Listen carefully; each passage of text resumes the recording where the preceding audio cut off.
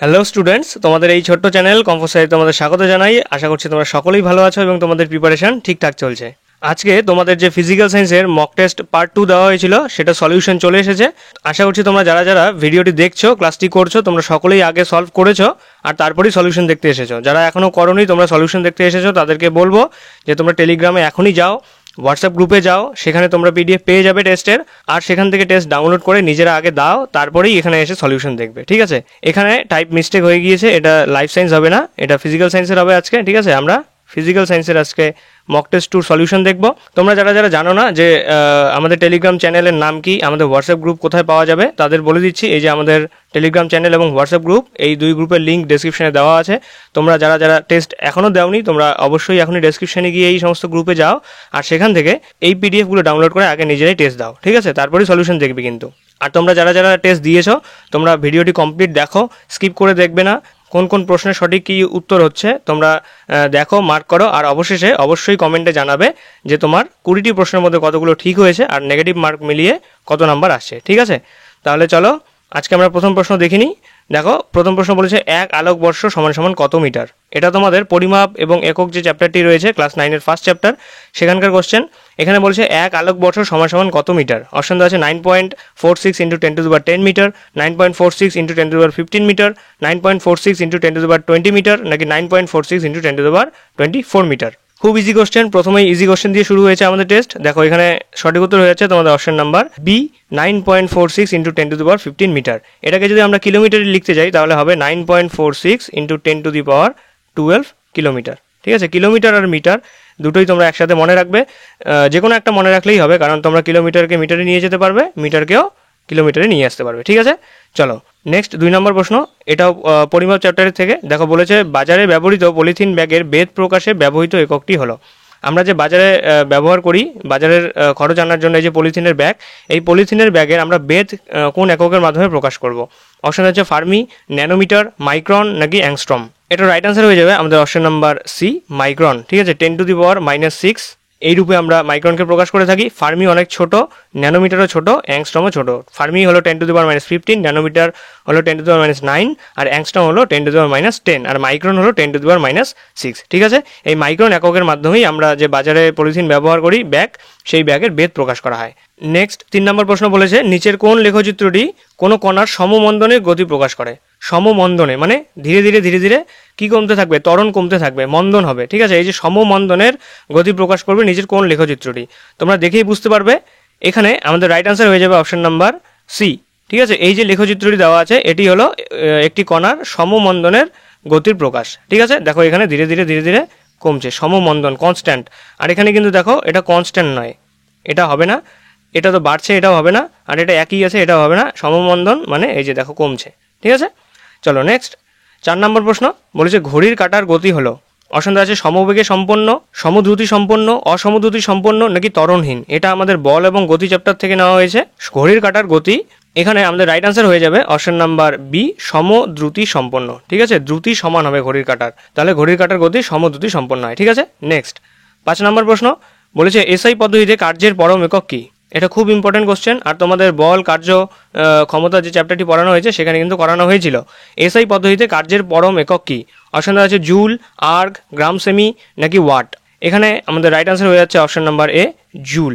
ঠিক আছে? জুল হলো কার্যের এসআই একক, আর আর্গ হলো কার্যের সিজিএস একক, ওয়াট হলো কি ক্ষমতার একক। ঠিক আছে? চলো নেক্সট 6 নম্বর প্রশ্ন বলেছে নিচের কোন বলটি কার্য করতে সক্ষম। এখানে 4 ধরনের বল প্রয়োগের কথা এখানে বলা আছে। বলেছে যে নিচের কোন বলটি কার্য করতে সক্ষম। অপশন দেওয়া আছে টেবিলের উপর স্থির অবস্থায় থাকা কোনো বইয়ের ওজনজনিত বল, নাকি কোনো ট্রেনের ইঞ্জিনের তার বগিগুলির উপর টান বল, এটা টিড হবে। ঠিক আছে? তার হবে, তার বগিগুলির উপর টান বল, নাকি কোনো পার্সেলের উপর জড়ানো প্রসারিত রবার ব্যান্ডের টান বল, নাকি মেঝের উপর দাঁড়ানো কোনো ব্যক্তির পায়ের ঠেলা বল। এখানে দেখো আমাদের রাইট আনসার যেটা হয়ে যাবে সেটা হলো অপশন নাম্বার বি। ঠিক আছে? কোনো ট্রেন ইঞ্জিনের তার বগিগুলির উপর যে টান বল, এটা একটি কার্যবল। ঠিক আছে? এটা কার্য করতে সক্ষম। এখানে এই যে দেখো টেবিলের উপর স্থির অবস্থায় আছে, আমরা জানি কার্য সমান সমান work done equals to F.S। এখানে এফ হলো গিয়ে বল আর এস হলো গিয়ে সরণ। কার্য করতে হলে সরণ কিন্তু হতেই হবে। এবারে যেহেতু এখানে বলেছে স্থির অবস্থা, তাহলে এখানে সরণ হচ্ছে না, তাহলে এখানে কোনো কার্য হচ্ছে না। তারপর কোনো পার্সেলের উপর জড়ানো প্রসারিত রবার ব্যান্ডের টান, এখানেও রবার ব্যান্ডের কিন্তু কোনো সরণ হচ্ছে না, বা সেই পার্সেলের কোনো সরণ হচ্ছে না, তাই এখানেও কোনো কার্য হবে না। এবারে মেঝের উপর দাঁড়ানো কোনো ব্যক্তির পায়ের ঠেলা বল, এখানে কি হবে, যদি সরণ হয় তাহলে সরণ আর বলের মধ্যে অ্যাঙ্গেলটা হবে, কোনটা হবে 90 ডিগ্রি, তার জন্য এখানেও কোনো কিন্তু বল প্রয়োগ হবে না, তাই জন্য এখানেও কিন্তু কোনো কার্য হবে না। আর এই ট্রেন ইঞ্জিনের তার বগিগুলোর উপর যে টান বল, এটা কিন্তু কার্য করতে সক্ষম। ঠিক আছে, বুঝতে পারলে? চলো নেক্সট 7 নম্বর প্রশ্ন বলেছে সমতল দর্পণের প্রতিবিম্ব। সমতল দর্পণ, এটা একটা সমতল দর্পণ। এই সমতল দর্পণে প্রতিবিম্ব কি হয়, সর্বদা সৎ, সর্বদা অসৎ, সৎ বা অসৎ যে কোনো প্রকারের হতে পারে, নাকি দর্পণের প্রকৃতির উপর নির্ভর করবে। এখানে দেখো দর্পণের প্রকৃতি বলেছে, এটা প্রথমেই ভুল, কারণ আমাদের দর্পণ কিন্তু নির্দিষ্ট করে দেওয়া আছে যে সমতল দর্পণ, তাই এখানে দর্পণের আবার প্রকৃতির কোনো ব্যাপার আসছে না। আর সর্বদা সৎ, সর্বদা অসৎ নয়, ঠিক আছে, এটি সদও হতে পারে আবার অসদও হতে পারে। এখানে যদি একটা বস্তু থাকে সেটা সাধারণত অসৎ হয়, কিন্তু এটা সদও হতে পারে। ঠিক আছে, তাহলে সমতল দর্পণের প্রতিবিম্ব সৎ এবং অসৎ উভয় প্রকারের হতে পারে, আর ডিস্টেন্সটা কিন্তু সেম থাকে। এই সমতল দর্পণ থেকে এখানে বস্তুর দূরত্ব যতটা হবে, এই সমতল দর্পণ থেকে এখানে প্রতিবিম্বের দূরত্বও কিন্তু সেম হবে। আর এই যে হাইটও সেম হবে, বস্তুর এবং প্রতিবিম্বের দুজনের হাইটও সেম হবে। ঠিক আছে, সেই জন্য বিবর্ধন আমরা সমান লিখতে পারি, এবং তাদের মধ্যে যে দর্পণ থেকে বস্তুর দূরত্ব এবং দর্পণ থেকে প্রতিবিম্বের দূরত্ব আমরা সমান লিখতে পারি। ঠিক আছে, চলো নেক্সট 8 নম্বর প্রশ্ন বলেছে চকচকে স্টিলের বাটির ভিতরের পৃষ্ঠ আচরণ করে। অপশন আছে অবতল দর্পণের মতো, উত্তল দর্পণের মতো, সমতল দর্পণের মতো, নাকি উত্তল লেন্সের মতো। একটি বাটি দেওয়া আছে, ঠিক আছে, এই বাটির যে ভিতরের পার্টটা আছে, এই ভিতরের পার্টটা চকচকে অংশ, এই চকচকে অংশ কোন দর্পণের মতো আচরণ করবে, নাকি লেন্সের মতো আচরণ করবে। এটা আমাদের রাইট আনসার হয়ে যাবে অপশন নাম্বার এ, অবতল দর্পণের মতো আচরণ করবে। আমরা জানি অবতল দর্পণ দেখতে এরকম হয়, এই যে ভেতরটা। অবতল দর্পণকে আমরা কি বলি, কনকেভ। কেভ মানে হলো গুহা। ঠিক আছে, তাহলে গুহার মতো যে অংশটা থাকবে মিররের, সেটাকে আমরা কনকেভ বলবো। আর কনভেক্স, ঠিক আছে, কনভেক্স, দেখো ভেক্স, এই যে উপরের সাইডটা, এই সাইডটা যদি খোলা থাকে আর ভেতর সাইডটা যদি পলিশ করা থাকে, তাহলে এটা হয়ে যাবে কনভেক্স।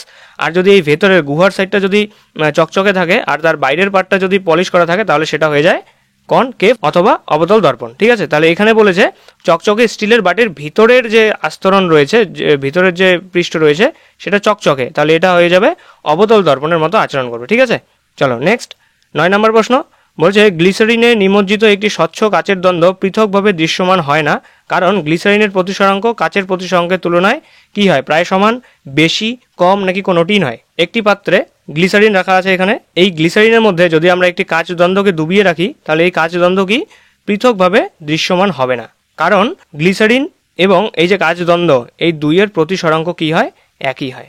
এই জন্যই কাচের দ্বন্দ্বকে পৃথকভাবে গ্লিসারিনে দৃশ্যমান হয় না। ঠিক আছে, চলো নেক্সট 10 নম্বর প্রশ্ন বলেছে সমান্তরাল পৃষ্ঠযুক্ত একটি কাচের ফলকের মধ্য দিয়ে একটি সাদা আলোকরশ্মি অতিক্রম করলে। সমান্তরাল পৃষ্ঠযুক্ত এটি কাচের ফলক, এটা একটা কাচের ফলক দেওয়া আছে। ঠিক আছে, সমান্তরাল পৃষ্ঠযুক্ত একটি কাচের ফলকের মধ্য দিয়ে যদি এটি সাদা আলো প্রবেশ করে, সাদা আলো যদি প্রবেশ করে এবং অতিক্রম করলো, তাহলে কি ঘটবে। অপশন দেওয়া আছে আলো বিভিন্ন বর্ণে বিভক্ত হয় না, নির্গত রশ্মি রঙিন এবং আপতিত রশ্মির সমান্তরাল হয়, নাকি ফলকের ভিতরে আলো বিভিন্ন বর্ণে বিচ্ছুরিত হয়। এখানে দেখো আরেকটা অপশন দেওয়া নেই, ঘ নম্বর অপশন। ঠিক আছে, এটা মিসপ্রিন্ট হয়ে গিয়েছে, যাই হোক এখানে দেখো ঘ নম্বর অপশন দেওয়া নেই, এটা প্রিন্ট হয়নি ঘ নম্বর অপশন। তোমাদের সেটে দেখো এই ঘ নম্বর অপশনটি রয়েছে। এই ঘ নম্বর অপশন যদি না থাকতো তবুও আমরা এখানে আনসার বের করতে পারতাম। এখানে বলেছে সমান্তরাল পৃষ্ঠযুক্ত একটি কাচের ফলকের মধ্য দিয়ে একটি সাদা আলোকরশ্মি অতিক্রম করলে কি হবে, ফলকের ভিতরে আলো বিভিন্ন বর্ণে বিচ্ছুরিত হয়ে যাবে। ঠিক আছে, বিভিন্ন রঙে, 7টি রঙে সাদা আলো বিচ্ছুরিত হয়ে যায়। কি কি, বেনিয়া সহ কলা, এই 7টি রঙে বিচ্ছুরিত হয়ে যাবে। বুঝতে পারলে? চলো 11 নম্বর প্রশ্ন বলেছে কোন ক্ষেত্রে স্নেলের সূত্র প্রযোজ্য হয় না। স্নেলের সূত্র আমরা পড়েছি প্রতিফলনের ক্ষেত্রে, এবারে স্নেলের সূত্র কখন প্রযোজ্য হবে না। অপশন দেওয়া আছে তির্যক আপতনে, লম্ব আপতনে, সমান্তরাল আপতনে, নাকি প্রতিফলনে। দেখো প্রতিফলনের জন্য স্নেলের সূত্র প্রযোজ্য, তাহলে এটা আমাদের আনসার হচ্ছে না। তারপর এখানে এই যে দেওয়া আছে যে তির্যক আপতনে, তির্যক আপতনের ক্ষেত্রেও কিন্তু আমরা কি করি, স্নেলের সূত্র প্রয়োগ করে থাকি। দেখো এটা এদিকে পড়লো আপতিত আর এটা প্রতিফলিত হয়ে গেল। ঠিক আছে, এখানে কিন্তু আমরা কি করি, এই তির্যক আপতনের ক্ষেত্রে স্নেলের সূত্র প্রয়োগ করতে পারি, কিন্তু লম্ব আপতনের ক্ষেত্রে আমরা এই স্নেলের সূত্র প্রয়োগ করতে পারি না। তাহলে আমাদের রাইট আনসার হয়ে যাচ্ছে অপশন নাম্বার খ, লম্ব আপতনের ক্ষেত্রে স্নেলের সূত্র প্রযোজ্য নয়। ঠিক আছে, লম্ব আপতন হলো এই আপতিত হলো, ঠিক আছে, এটা আপতন আর এটাই প্রতিফলন রশ্মি, আর এটা অবিলম্ব। অবিলম্বের সাথে দেখো আপতিত রশ্মি এবং প্রতিফলিত রশ্মি উভয় কি 0 ডিগ্রিতে আছে। ঠিক আছে, এটা হলো লম্ব আপতন। চলো নেক্সট 12 নম্বর প্রশ্ন বলেছে প্রিজমের ভিতর দিয়ে গেলে সাদা আলোর 7টি রঙে বিশ্লিষ্ট হওয়ার ঘটনাকে কি বলা হয়। একটি প্রিজম দেওয়া আছে, এই প্রিজমের মধ্য দিয়ে যখন একটি সাদা আলো প্রবেশ করবে তখন এখানে 7টি বিভিন্ন রঙে বিশ্লিষ্ট হয়ে যাবে। এই 7টি যে বিভিন্ন রঙে বিশ্লিষ্ট হয়ে যায় এই ঘটনাকে আমরা কি বলে থাকি। অপশন দেওয়া আছে প্রতিফলন, প্রতিসরণ, বিচ্ছুরণ নাকি বিক্ষেপণ। এখানে আমাদের সঠিক উত্তর হয়ে যাবে অপশন নাম্বার গ, বিচ্ছুরণ। ঠিক আছে, আগেই একটা কোশ্চেনে বললাম যে বিচ্ছুরিত হয়ে যাবে, বিভিন্ন বর্ণে বিচ্ছুরিত হয়ে যায়, এই ঘটনাকে আমরা কি বলে থাকি, বিচ্ছুরণ বলি। ঠিক আছে, নেক্সট 13 নম্বর প্রশ্ন বলেছে বায়ুর প্রধান গ্যাসীয় উপাদান হলো। খুব ইম্পর্টেন্ট কোশ্চেন, এটা তোমাদের একটা PYQ। বায়ুর প্রধান গ্যাসীয় উপাদান কি। অপশন আছে নাইট্রোজেন ও হাইড্রোজেন, অক্সিজেন ও হাইড্রোজেন, নাইট্রোজেন ও অক্সিজেন নাকি অক্সিজেন ও কার্বন ডাই অক্সাইড। এটা সকলেই আনসার দিতে পেরেছো আশা করছি। এটা রাইট আনসার হয়ে যাবে অপশন নাম্বার গ, নাইট্রোজেন এবং অক্সিজেন। ঠিক আছে, নাইট্রোজেন এবং অক্সিজেন হলো বায়ুর প্রধান গ্যাসীয় উপাদান, যেখানে এই নাইট্রোজেন থাকবে 79% আর অক্সিজেন থাকবে 21%। ঠিক আছে, আর কার্বন ডাই অক্সাইড কত থাকে 0.03%। ঠিক আছে, তাহলে নাইট্রোজেন হলো 79, অক্সিজেন 21, কার্বন ডাই অক্সাইড 0.03%। চলো নেক্সট 14 নম্বর প্রশ্ন বলেছে গ্রিন হাউস এফেক্টের জন্য দায়ী কোন রশ্মি। অপশন আছে ইউভি রশ্মি, ইনফ্রারেড রশ্মি, এক্স রশ্মি নাকি ওয়াই রশ্মি। গ্রিন হাউস এফেক্টের জন্য দায়ী রশ্মিটি হলো তোমাদের ইনফ্রারেড রশ্মি। ঠিক আছে, ইনফ্রারেড রশ্মি গ্রিন হাউস এফেক্টের জন্য দায়ী। আর গ্রিন হাউস এফেক্টের জন্য দায়ী গ্যাসটি হলো কি CO2। প্রধান যে দায়ী গ্যাসটি সেটি হলো CO2। নেক্সট 15 নম্বর প্রশ্ন বলেছে বয়েলের সূত্রে পিভিপি লেখচিত্র কিরূপ হয়। অপশন আছে সমপরাবৃত্ত, সরল রেখা, অনুভূমিক অক্ষের সাথে সমান্তরাল নাকি পরাবৃত্ত। পিভিপি লেখচিত্র মানে এখানে যদি পিভি হয় তো এখানে হবে পি। এই যে বয়েলের সূত্রে পিভিপি লেখচিত্র এটি কিরূপ হয়, এটি হয় অনুরূপ অক্ষের সাথে সমান্তরাল, অনেকটা এরকম দেখতে হবে। তাহলে তোমাদের রাইট আনসার হয়ে যাবে অপশন নাম্বার সি, অনুভূমিক অক্ষের সমান্তরাল। ঠিক আছে, এই পর্যন্ত আমাদের ক্যাটাগরি 1 কমপ্লিট হয়ে গেল। ক্যাটাগরি 1 এবারে আমরা যে 16 থেকে 20 পর্যন্ত দেখব এটা হলো ক্যাটাগরি 2 প্রশ্ন, এখানে আমাদের একাধিক উত্তর ঠিক হতে পারে। এবারে আমরা এই যে 16 থেকে 20 পর্যন্ত প্রশ্ন দেখব এটা হলো ক্যাটাগরি 2 প্রশ্ন, এখানে একটি প্রশ্নের একাধিক উত্তর হতে পারে। তোমরা অপশনগুলো খুব ভালোভাবে মনোযোগ দিয়ে পড়বে, তারপরেই আনসার করবে। ঠিক আছে, দেখো 16 নম্বর প্রশ্ন বলেছে নিচের কোন রাশিগুলির মাত্রা একক অভিন্ন। অভিন্ন মানে একই রকম। 4টি রাশি দেওয়া আছে, এই রাশিগুলির মধ্যে কার কার একক একই রকম অভিন্ন। অপশন হচ্ছে পীড়ন, বিকৃতি, স্থিতিস্থাপক গুণাঙ্ক নাকি চাপ। এখানে আমাদের সঠিক উত্তর হয়ে যাবে কি কি, ক নাম্বার পীড়ন, গ নাম্বার স্থিতিস্থাপক গুণাঙ্ক আর হলো চাপ। এদের সবারই মাতৃ একক হলো ml⁻⁻1 t⁻²। ঠিক আছে, পীড়ন, স্থিতিস্থাপক গুণাঙ্ক আর চাপ এদের সবারই মাত্রা রয়েছে, আর মাত্রাটি হলো ml⁻⁻1 t⁻²। ঠিক আছে, চলো নেক্সট 17 নম্বর প্রশ্ন বলেছে আলফা ও বিটা নিঃসরণের ক্ষেত্রে সঠিক তথ্যগুলি হলো। আলফা কণা এবং বিটা কণা নিঃসরণের ফলে কি কি হয় সেটা আমাদের বলতে হবে। ভর সংখ্যা 4 বৃদ্ধি পায়, ভর সংখ্যা 2 হ্রাস পায়, ভর সংখ্যা 4 হ্রাস পায় নাকি পরমাণু ক্রমাঙ্ক 1 বৃদ্ধি পায়। এখানে আমাদের রাইট আনসার হয়ে যাচ্ছে গ আর ঘ, ভর সংখ্যা 4 হ্রাস পাবে এবং পরমাণু ক্রমাঙ্ক 1 বৃদ্ধি পাবে। ঠিক আছে, সবার প্রথমে যখন আলফা কণা নিঃসরণ হবে তখন ভর সংখ্যা 4 হ্রাস পাবে এবং পারমাণবিক সংখ্যা 2 হ্রাস পাবে। আর যখন এই যে বিটা কণা নিঃসরণ হবে তখন পরমাণু ক্রমাঙ্ক পারমাণবিক সংখ্যা কি হবে 1 বৃদ্ধি পাবে। তাহলে এটা দেওয়া আছে x2 38 92। ঠিক আছে, এখান থেকে যখন একটা আলফা কণা নিঃসরণ হবে তখন কি হবে এটা y2 34 আর এখানে হবে 90। এখান থেকে যখন একটা বিটা কণা নিঃসরণ হবে তখন এখানে কি তৈরি হবে z2 34 আর এখানে হয়ে যাবে 91। ঠিক আছে, বিটা কণা নিঃসরণে কিন্তু ভর সংখ্যার কোনো পরিবর্তন হয় না, ভর সংখ্যা একই থাকে, শুধুমাত্র পরমাণু ক্রমাঙ্ক বা পারমাণবিক ক্রমাঙ্ক 1 বৃদ্ধি পায়। ঠিক আছে, চলো নেক্সট 18 নম্বর প্রশ্ন বলেছে অ্যালকেনের একটি উদাহরণ হলো। এখানে একটি নয়, একটি হবে না, অ্যালকেনের উদাহরণ হলো। অপশন আছে ইথিলিন, অ্যাসিটিলিন, ইথেন নাকি প্রোপিলিন। এটা দেখবে তোমাদের যে প্র্যাকটিস সেট দেওয়া হয়েছে মক টেস্ট, সেখানে এখানে প্রোপিলিনের বদল আইসোবিউটেন লেখা আছে। কি লেখা আছে আইসোবিউটেন। ঠিক আছে, এই অ্যালকেনের উদাহরণ হলো দুটি হবে এখানে কি কি, এক হলো ইথেন আর হলো আইসোবিউটেন। ঠিক আছে, এখানে দেখো এন দেওয়া আছে, অ্যালকেনের শেষে এন আছে, অ্যালকেন এন, এখানে ইথেন এন, আইসোবিউটেনের জন্য এন আছে শেষে, তাই ইথেন এবং আইসোবিউটেন এই দুই হবে অ্যালকেনের উদাহরণ। ঠিক আছে, চলো নেক্সট 19 নম্বর প্রশ্ন বলেছে একটি বল উপর থেকে পড়লে। খুব ইম্পর্টেন্ট কোশ্চেন, এটা তোমাদের PYQ ছিল আর ক্যাটাগরি 2 প্রশ্ন হিসেবেই ছিল 2023-এ। একটি বল উপর থেকে পড়লে কি হবে, মোট শক্তি সংরক্ষিত থাকে, স্থিতিশক্তি বৃদ্ধি পায়, গতিশক্তি বৃদ্ধি পায় নাকি স্থিতিশক্তি হ্রাস পায়। খুব ইম্পর্টেন্ট এবং খুব ইজি, তোমাদের ডিটেলসে করানো হয়েছে এই কোশ্চেনটি। এখানে আমাদের রাইট আনসার কি কি হয়ে যাবে, ক মোট শক্তি সংরক্ষিত থাকে, তারপর হলো গতিশক্তি বৃদ্ধি পাবে আর স্থিতিশক্তি হ্রাস পাবে। একটি বস্তু যদি উপর থেকে নিচের দিকে পড়ে তাহলে পতনকালের যে কোনো অবস্থানেই তার মোট শক্তি কি হবে সংরক্ষিত থাকে, টোটাল শক্তি বা টোটাল এনার্জি কি হয়, কনস্ট্যান্ট থাকে, আর গতিশক্তি তার কাইনেটিক এনার্জি ধীরে ধীরে বাড়বে আর স্থিতিশক্তি হ্রাস পাবে। ঠিক আছে, চলো নেক্সট এবং আজকে আমাদের লাস্ট প্রশ্ন 20 নম্বর প্রশ্ন বলেছে অবতল দর্পণের বক্রতা কেন্দ্রে বস্তু অবস্থান করলে উৎপন্ন প্রতিবিম্বের ক্ষেত্রে নিম্নলিখিত কোণগুলি সঠিক। একটি অবতল দর্পণ রয়েছে, ঠিক আছে, অবতল দর্পণ এরকমই দেখতে হয়।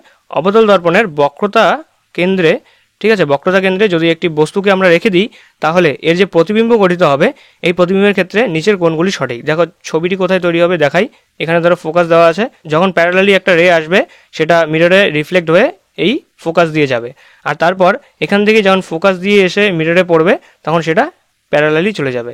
এবারে দেখো ছবি আমাদের তৈরি কোথায় হচ্ছে, ছবি তৈরি হচ্ছে একদম বক্রতা কেন্দ্রে, যেখানে বস্তু ছিল সেখানেই প্রতিবিম্ব তৈরি হচ্ছে। আর দেখো বস্তুর হাইট আর প্রতিবিম্বের হাইট কিন্তু একই রকম হচ্ছে, তাই আমরা বলবো যে এখানে বিবর্তন কি এক। আর ছবিটি দেখো দর্পণের দিকেই হচ্ছে, ঠিক আছে, যেদিক থেকে আলো আসছে সেই দিকেই প্রতিবিম্ব তৈরি হচ্ছে, মিররের এই দিকে তৈরি হচ্ছে, মিররের উল্টো দিকে নয়, মিররের পিছনে নয়, মিররের সামনে তৈরি হচ্ছে, তাই জন্য কিন্তু এটা সৎবিম্ব হয়ে যাবে। ঠিক আছে, যদি মিররের পিছনে তৈরি হতো, এখানে তৈরি হতো, তাহলে আমরা এটাকে অসৎ বিম্ব বলতাম। যেহেতু মিররের সামনের দিকে তৈরি হচ্ছে তাই আমরা এটাকে কি বলবো, সৎ বিম্ব বলবো। ঠিক আছে, তাহলে আজকে আমাদের এই ফিজিক্যাল সায়েন্সের মক টেস্ট পার্ট 2 সলিউশন আমরা আজকে দেখে নিলাম 20টি প্রশ্ন। এখানে সবগুলো ইম্পর্টেন্ট প্রশ্নই কিন্তু নেওয়া হয়েছিল। আশা করছি তোমাদের সকলেরই সব ঠিক হয়েছে। যাদের সব ঠিক হয়েছে তোমরা অবশ্যই কমেন্টে জানাও, আর যাদের কিছু ভুল হয়েছে তোমরা তোমাদের ভুলগুলোকে মার্ক করো, কোথায় কোথায় ভুল হচ্ছে সেগুলোকে তোমরা তোমাদের নোটবুক অথবা টেক্সট বুক থেকে সেগুলোকে একবার রিভিশন করে নাও। তাহলে সেই সমস্ত পার্ট থেকে যদি তোমাদের ফাইনালে কোশ্চেন আসে তাহলে কিন্তু সেই সমস্ত কোশ্চেনগুলো তোমাদের ভুল হবে না। আর অবশ্যই তোমরা জানাও যে তোমার মার্কস কত আসলো নেগেটিভ মার্ক মিলিয়ে। ঠিক আছে, আর যদি তোমাদের এই সলিউশন ভিডিওগুলো ভালো লেগে থাকে তাহলে অবশ্যই বলবো ভিডিওটিকে লাইক করবে। ঠিক আছে, আর চ্যানেলটিকে এখনও সাবস্ক্রাইব করা না থাকলে অবশ্যই তোমরা চ্যানেলটিকে সাবস্ক্রাইব করো, আর সাবস্ক্রাইব করে বেল আইকনটি ট্যাপ করে নোটিফিকেশন অল করে রাখো, কারণ তোমাদের এক্সামের আর কিছুদিন রয়েছে। এই কদিন কিন্তু তোমাদের জন্য প্রচুর পরিমাণে ভিডিও আসবে কোশ্চেন প্র্যাকটিস। ঠিক আছে, কোশ্চেন প্র্যাকটিসের জন্য সেই সমস্ত ভিডিও তোমাদের দেখতে হবে। আশা করছি এই সমস্ত ভিডিও দেখলে তোমরা এক্সামে গিয়ে যে সমস্ত কোশ্চেন তোমাদের এক্সামে আসবে সেই সমস্ত প্রশ্ন তোমাদের চেনা মনে হবে। তাই তোমরা অবশ্যই চ্যানেলটিকে সাবস্ক্রাইব করে পাশে থেকো। আর তোমাদের বন্ধুবান্ধব যারা রয়েছে যারা এএনএম জিএনএম 2024 এর জন্য প্রিপারেশন নিচ্ছে তাদের কাছে অবশ্যই ভিডিওটিকে শেয়ার করে দিও। ঠিক আছে, তাহলে আজকের ক্লাস এই পর্যন্তই। তোমরা যারা এখনও ক্লাসটি দেখছো তোমাদের থ্যাংক ইউ জানাই। আশা করছি ভিডিওটি তোমাদের ভালো লেগেছে। যদি ভালো লেগে থাকে তাহলে অবশ্যই লাইক করবে, শেয়ার করে দেবে, আর কমেন্টে অবশ্যই তোমার মার্কস জানিয়ে দেবে। আর চ্যানেলটিকে সাবস্ক্রাইব করা না থাকলে অবশ্যই চ্যানেলটিকে সাবস্ক্রাইব করে বেল আইকন ট্যাপ করে নোটিফিকেশন অল করে রাখবে, যাতে কোনো ক্লাসের নোটিফিকেশন মিস না হয়। ঠিক আছে, তাহলে চলো দেখা হচ্ছে তোমাদের সাথে নেক্সট মক টেস্ট সলিউশনে। ততদিনের জন্য বাই, পড়তে থাকো, ভালো থাকো এবং সুস্থ থাকো।